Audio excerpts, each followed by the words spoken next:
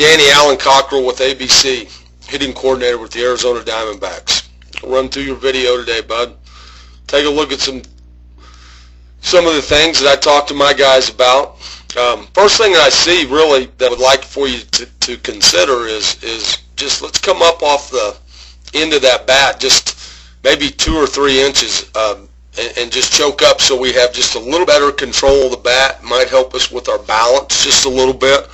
But you know, I don't know if you're aware of this, but one of the greatest hitters of all time, Barry Bonds, used to choke up about 1 inch or 1.5 inches off the end of the bat. I find a lot of young kids really don't like to choke up. They like to get down there on the knob, and you know, the key really to hitting is controlling the barrel of the bat. So if we have to choke up just a little bit in order to do that, I think that's a pretty good thing to do. So that would be the first suggestion that I would make.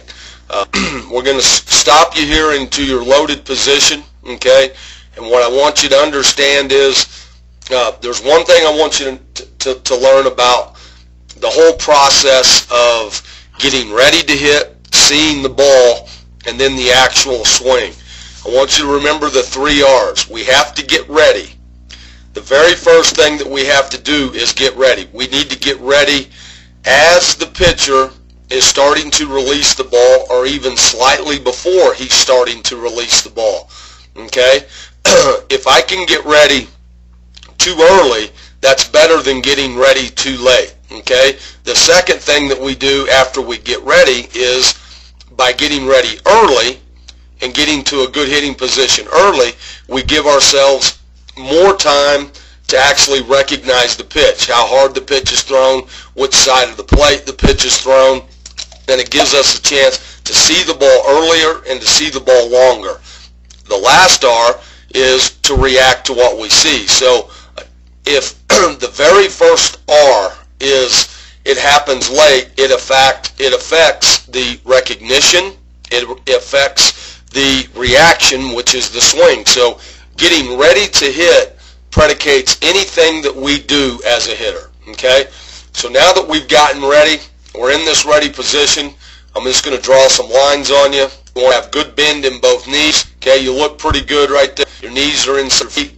You know, Danny, this would be a position that you might get in to guard someone in basketball. Steal second base. This is your most athletic, balanced position. This is where we want to get into. Your hips nice and square. That looks good. Shoulders nice and square. Excuse me. That looks good. The hands for me, we have those hands up to shoulder height, and then the bat is going to have a little bit of an angle to it like this. We might be in this position for a couple of reasons. One, we might have gotten ready to hit a little bit late. The second reason is we might have just a little bit too much bat in our hands, so we might need to choke up a couple 3 inches off the knob of that bat so we can get our hands more up here, the shoulder height with that angle right there. Okay? So that would be my number one suggestion. Then when we start the swing, we're going to try to drive those legs into the front side. We're going to try to get our hands going to the ball, just like you do. And at this particular point, I see some really good things. I would say that your hands are in a palm up, palm down position. That's a very, very strong position to be in. The other thing that I see, Danny, is I see your head and eyes look right down barrel out of contact. It's a very good habit to get into. I will have my guys keep our head and eyes down in the hitting area after contact for at least 1 count, sometimes 2 counts. As soon as the head and eyes come up to follow the flight of the ball, then basically our swing is over. The barrel of our bat is going to follow our head and eyes. So you're doing a really good job of keeping head and eye down at the point of contact. Let's see if they stay there after contact. We get through the ball, your head and eyes are still there. So you're in a good position right there. Again, I think with at the end of the swing, the balance that I see as we get to here, and then we start to go through, we want to try to stay more on the head part of our feet right here. do a job keep this inside that front foot. That should help you with balance. We don't want weight to roll too much on the outside part of our feet, because that's going to pull our balance in that direction. And if it starts to go there too quickly, it takes the barrel out of the hitting zone a little bit too quickly. You can see here, you get to the heel of your foot, and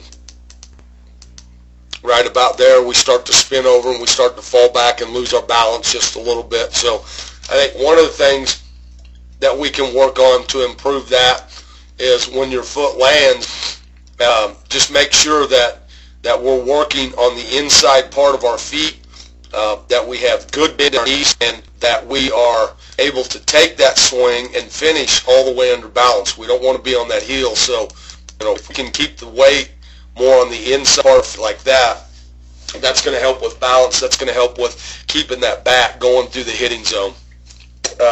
Hitters are a lot like ice skaters, speed skaters. Anytime a speed skater, anytime the weight gets on the outside parts of his blades when he's skating on the ice, he loses balance, and we're the same way as hitters. So if the weight gets on our heels or the weight gets on the outside part of our feet out here somewhere, then we lose balance, and that controls our swing, or that affects our swing. So that would be another suggestion that I would have. Just working to keep that weight more on the inside part of our feet.